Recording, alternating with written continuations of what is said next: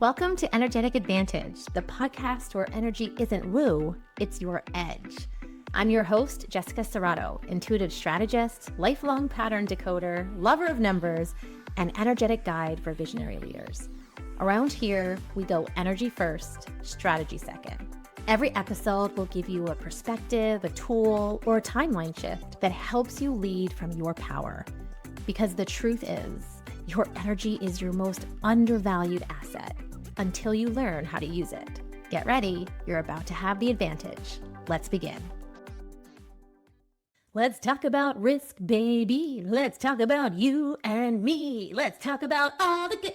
Okay, listen, if you are lost right about now and that song reference kind of went over your head, sorry to inform you, you were probably born post 1991. Apologies, salt and pepper. But either way, if you got the song or not, I'm just so excited you're here because today, quite honestly, is one of the topics that I am most passionate about, which is risk.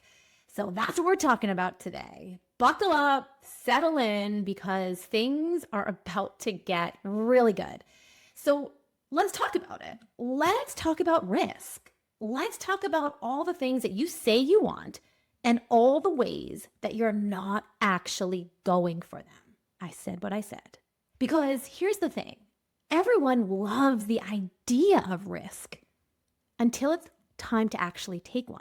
And what I see over and over again in clients and conversations, even in myself at times, is this. We think we're playing to win, but actually we're playing not to lose. And these are two very completely different games, different energies, different discussions, and therefore different results. And so today, this is one of the concepts that I'm going to break down for you, because this is the key to aligning your risks and getting what you want. So, always reflection first for me. I had this moment not too long ago where I caught myself. I was making a decision. I was calling it this big move, and I was telling myself like I was being bold. But if I was being completely honest, I wasn't actually taking the full risk that I thought I was, because I had built-in safety nets kind of everywhere. I had a backup plan. I had an exit strategy. It was kind of more of this soft launch energy. Let's just test it. And then that's when I had the realization. It really hit me like, this is not risk. This is controlled exposure. This is me trying to get the reward without actually being available for the risk. And trust me, once you see that, either in yourself, in clients, with the people around you, you can't unsee it. So what are we going to do about it? Let's clean up this relationship with risk so that hopefully by the end of this conversation, it will completely shift how you feel about it. So let's first talk about what risk is not, okay? So risk is not danger. Risk is not recklessness. Risk is not burn your life down and hope for the best or throw spaghetti at the wall and see what happens. No. Risk is simply this. Risk is exposure to uncertainty in pursuit of something that you actually want. I'm going to say that again so you don't have to rewind. Risk is this. Risk is exposure to uncertainty in pursuit of something that you actually want. That's it. But here's where I see most people go sideways. Most people define risk by what they could lose. And here's the shift. Leaders define risk by what becomes available. And these are two completely different orientations to life. Because if your entire relationship to risk is loss-based, of course you're going to hesitate. Of course you're going to stall. Of course you're going to overthink, right? Whereas if our relationship to risk can be based more on availability and opportunities and options. You see how that might motivate you a bit more? If you're hearing this and being like, oh, that's me, I definitely go to kind of the worst case scenario. I definitely try to figure out like what I'm risking, like what I could lose. I want to say this is not entirely your fault. We've been trained into this, right? If you think about the stories we've been fed, the movies we've seen, the books we've read, like Hunger Games, risk equals survival and scarcity, right? Like someone has to lose in order for someone to win. Even, although I do love this movie, The Wolf of Wall Street, right? Risk equals excess, chaos, kind of this out of control. And so when we kind of see these examples, we internalize this idea that risk is dangerous, that if we go too far, we're going to lose everything, that there's always a cost. And listen, sometimes there is. But what is missing from all those stories and the narratives and the things we're talking about is really this clean, intentional, aligned risk. This is the kind of risk that expands your life. So let's get into this because I shared this on social media last week and I got so much back and forth from it. And it really hit home for a lot of people. It hit home for me. Let's talk about these two concepts: playing not to lose versus playing to win. And I want you, before I get into this, I want you to just to take a pause and do a little bit of an honest assessment with yourself. Where in your life are you truly playing to win? And where in your life are you maybe hedging a bit and just playing not to lose? And, a lot of times for us, we have a different type of relationship to risk in different areas of our life. As a parent, as a business owner, it depends. But I want you just to take a moment here to feel into this, to get your baseline. And if you're unsure, here, I'm going to tell you what it looks like. Playing not to lose means needing or wanting a guarantee, waiting for certainty, keeping one foot in and one foot out, making quote unquote smart decisions that don't actually move anything, but you don't lose it either. You're just trying to keep the score even, okay? But I want you to think about this. So March Madness is happening now, right? And I love it. My girlfriends and I go AU, AUFH, AU field hockey. I played field hockey in college. We have this group chat and everyone was so freaking excited last night when UConn beat Duke, and the way they won was total risk. If you haven't seen that game, go watch it. Or now that I told you who won, maybe it won't be worth it. But anyway, let's just take this basketball game analogy. You're running back and forth, right? And if you're always trying to keep the score even, you're really focused on playing defense, on not letting the other team score. But if you're always focused on defense, right? If you're always focused on not letting the other team score or not getting behind, you're also not focused on scoring. And so the score just stays tied. But when that happens, what's the reward for a tie? Overtime. What's the reward for a tie after overtime? Double overtime. What's the reward for a tie after 3 overtimes? Triple overtime. Do you see what I'm saying? The game never ends. And if the game never ends and you're running around working so hard just to make sure that you don't lose, there is going to be a time where you become so exhausted, you literally cannot continue to play the game. And this is what I see happen so much. Preserving your energy, just trying to keep it tied, just making sure you don't lose. But what you're actually doing is prolonging the energy that you need to exert to keep yourself in the game. And at the end of it, you lose not because the other team scored, but simply because you are so exhausted and burned out that you cannot continue. And that is not where we want to play. Playing to win is being willing to try. And here's actually more important than that. Being willing to be seen trying. And I know you know what this means. Our ego takes a hit, no matter how strong you are here. It's okay if we lose when we're not really trying, right? Oh, I meant to lose. But if you're really trying, if you're giving it your all, if you're really playing to win and you end up losing, whew. So I really want to nuance this. It's not about being willing to try. It's about being willing to be seen trying. And if you can do that, that is commitment energy. You pick a direction and you go. And here is what I really want you to hear at this moment. You cannot win a game that you are subconsciously trying not to lose. You just can't. And again, we have to look at the big picture here, because I know a lot of you listening are like, no, Jess, like I have taken risks before. Yeah, I know. And here's part of the issue, because some of those risks didn't work out for you. And now you're calling that wisdom. You learn from it, right? And so you're like, now you're a little bit more risk adverse, like you're not willing to take risks because maybe that risk cost you, or you viewed it as like it didn't work. But that is not wisdom. What that actually is unprocessed data. You have risk memory, not risk intelligence. Here's what I mean. Risk memory says, last time I did this, it didn't work. That hurt. I lost money. I look stupid. Whatever it is.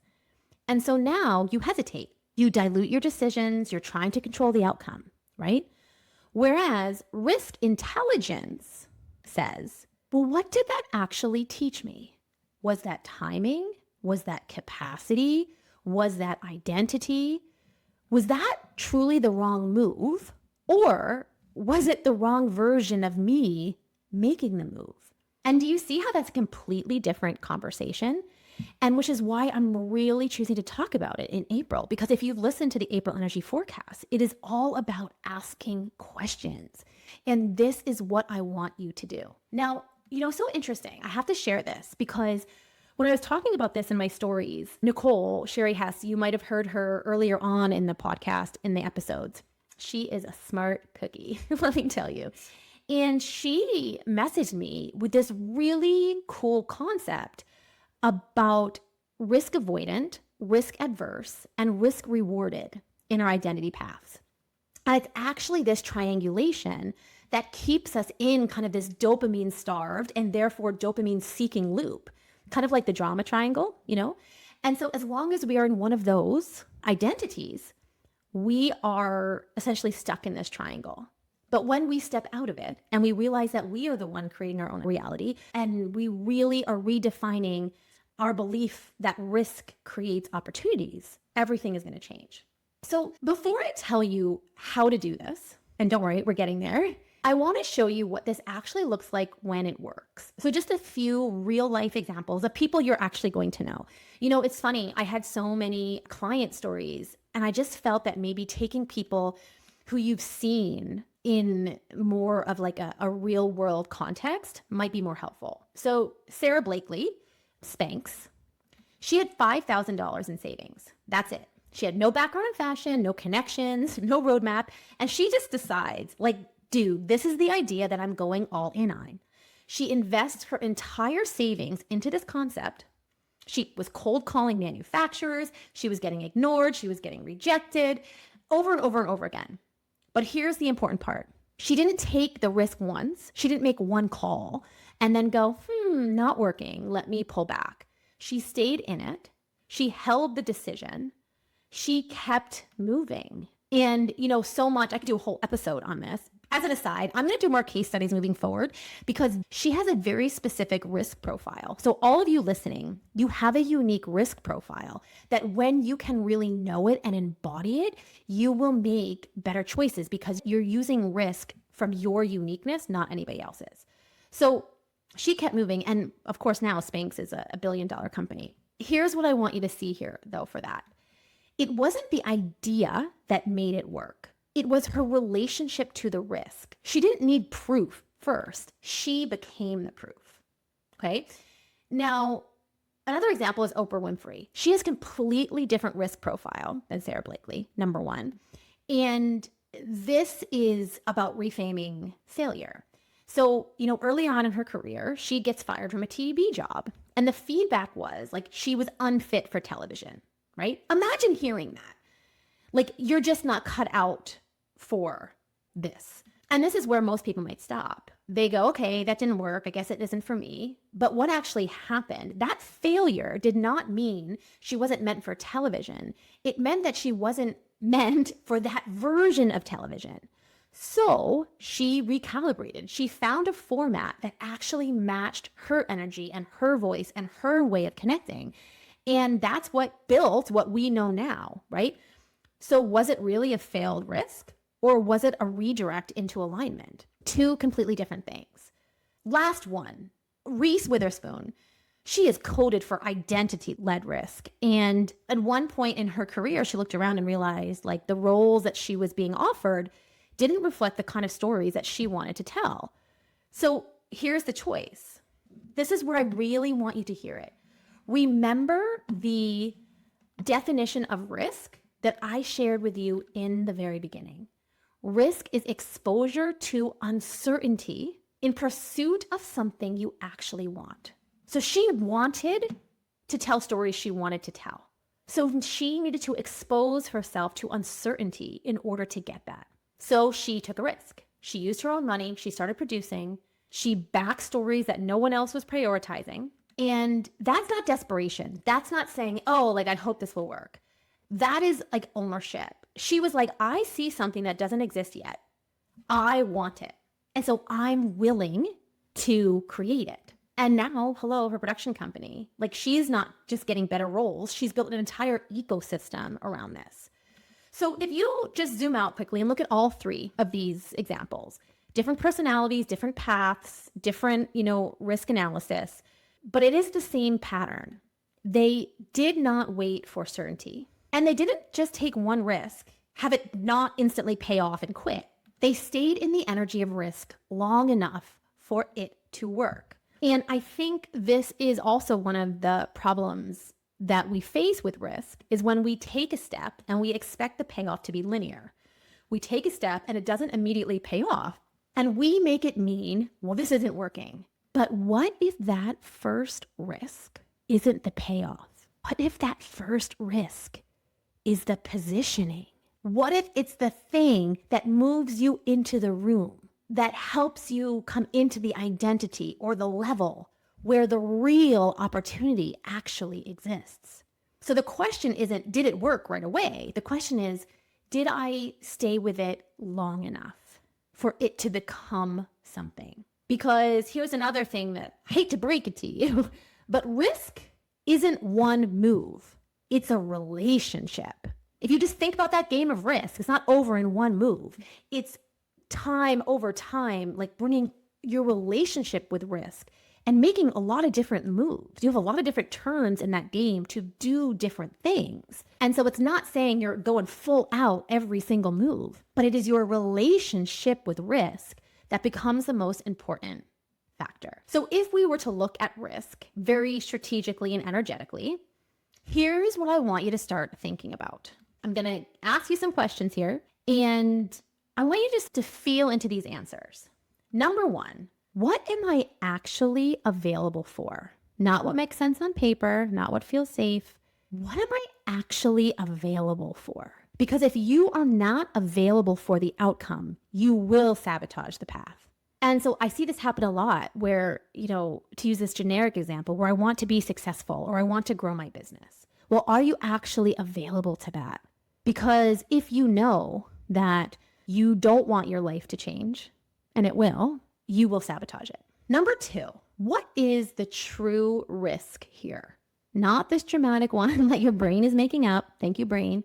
But the real one. Is the risk visibility? Is it money? Is it being seen at a new level?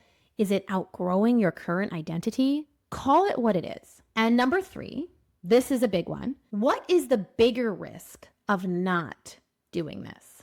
Most people never ask this question because if they did, I guarantee you they would take more risks because they're so focused on what could go wrong. They never zoom out far enough to see what staying the same is actually costing them.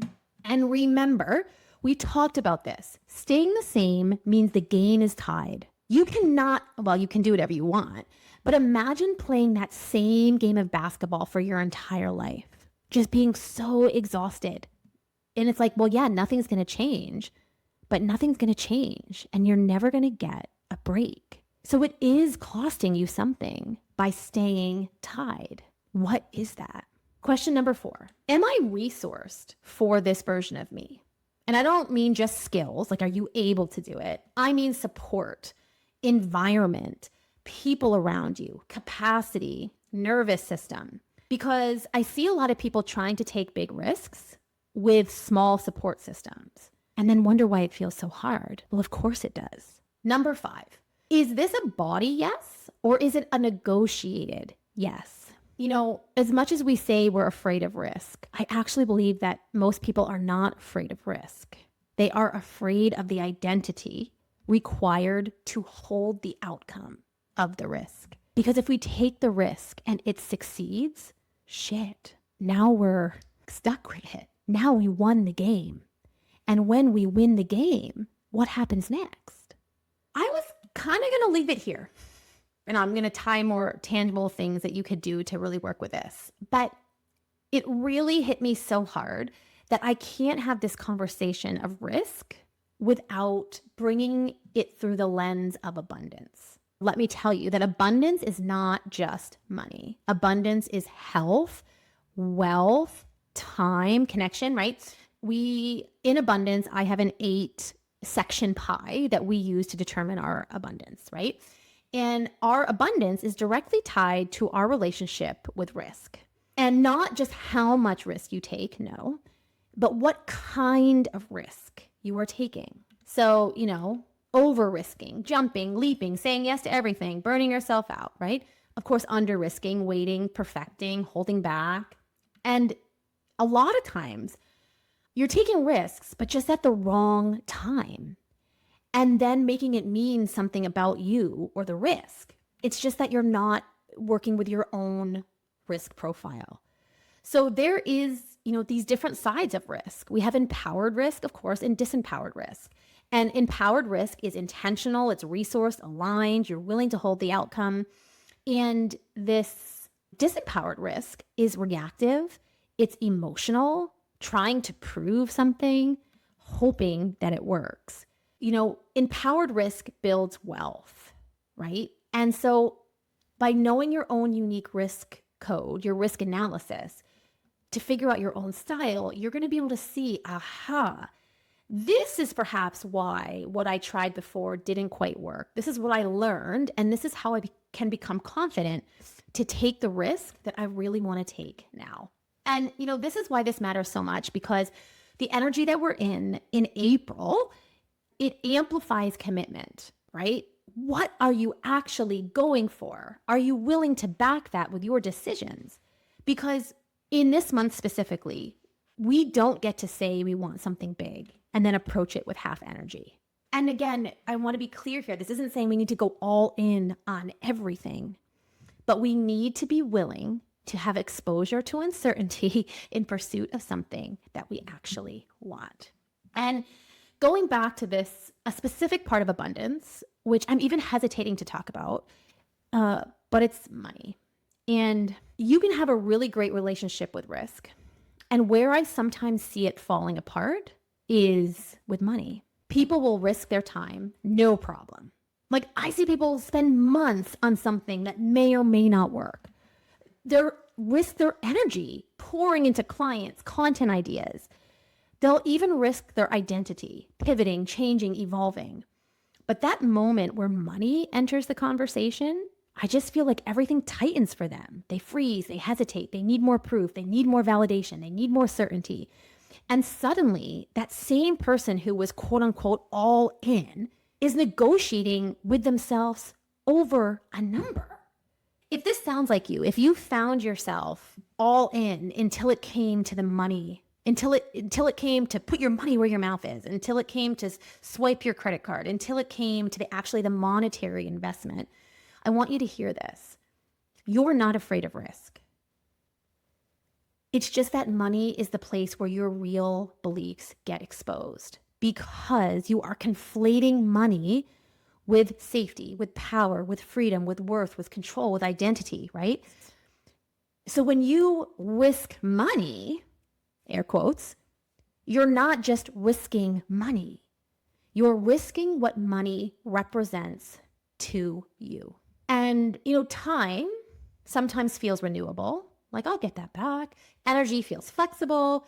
But money, if you are tying money to something else, like I said, safety, power, freedom, whatever, and you view money as being finite, trackable, visible, measurable, leaving your account. Now there's proof, blah, blah, blah, right? And allow this money to create evidence. Again, you might not be afraid of losing money, but you're afraid of what losing money would mean about you, right? If this doesn't work, what does this say about me? Was I irresponsible? Was I stupid? Did I make the wrong call? Can I trust myself? So instead of taking these empowered, clean risks with money, people do one of two things. They avoid it completely, or they grip it so tightly that it can't move. Again, and when money can't move, you don't lose it, but it also doesn't grow. You're just tied, and you get really, really tired trying to keep it at even Steven your entire life. So all of this to say, there is going to be a part 2 to this episode coming next week, which is all about money, which is all about abundance. And, listen, I resisted this hard. In all of the responses I got about what I should bring into the podcast, money, abundance is one of the top picks for a lot of people. But if you've been around here a while, you know me, you know that I have absolutely zero emotion when it comes to money. Money is a resource. That's it. And so sometimes it feels a bit boring for me to talk about, but I am willing to put that boredom aside to help you, because I guarantee what you hear about money in relationship to your risk is going to change how you think about it. So come back next episode.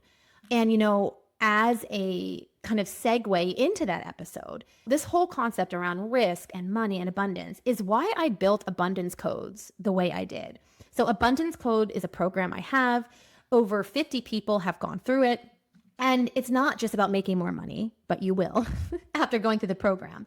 It is really about understanding how you are designed to receive it, hold it, circulate it, grow it. Again, there's different risk profiles. Some of you are meant to move money quickly. Some of you are meant to build it slowly, strategically. Some of you are meant to leverage it. Some of you are meant to stabilize it. If you don't understand your relationship with money, you're either going to under risk it or over protect it. And then it's like, you wonder why things aren't expanding. So again, these are how these two kind of concepts are tied. I've already said, you don't have a risk problem. You have a relationship with risk problem, right? You don't have a money problem. You have a relationship with money problem. And that relationship determines what you're willing to invest, what you're willing to risk, what you're willing to receive. And so come back next episode and where we talk all about abundance, because the goal here is not to force risk, but to really become the version of ourselves that can hold it. So coming back here, this is what I really want you to leave with. Where are you still playing not to lose?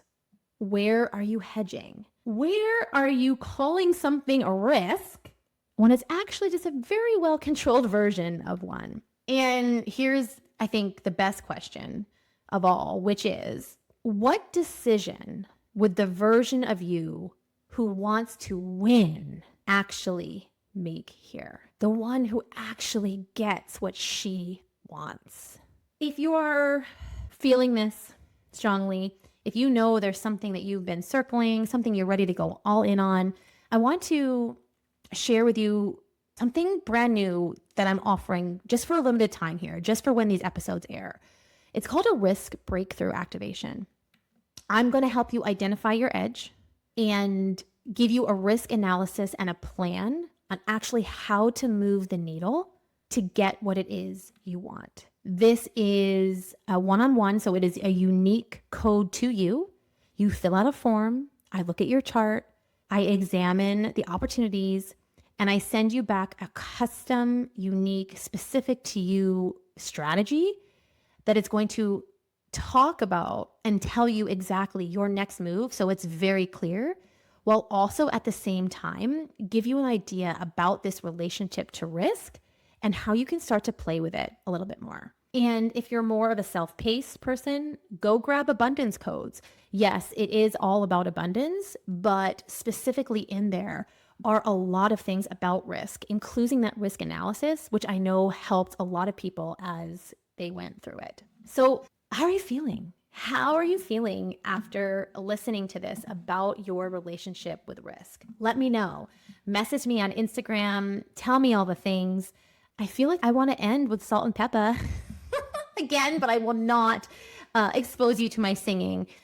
I will say this. Risk is a beautiful opportunity to trust yourself, to show up for yourself, and to expand the possibilities in this world for the version of you who is ready to go all in. I love risk, and I take a lot of them. And I am committed to helping you find the ones that feel most aligned for you and that are going to bring you the most return, because I want what you want. I always laugh. People always ask me, Jess, what do you want? What do you want me to do?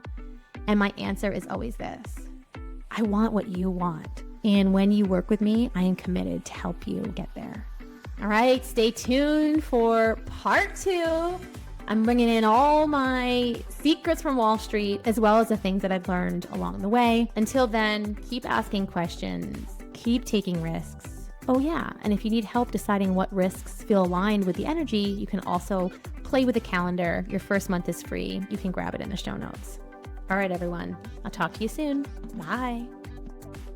Thanks for being here inside The Energetic Advantage. If today's episode opened something for you, share it, tag it, or send it to the person who popped into your mind. And remember, energy first, strategy second. Your advantage has always been in you. Now it's time to lead with it. See you next time.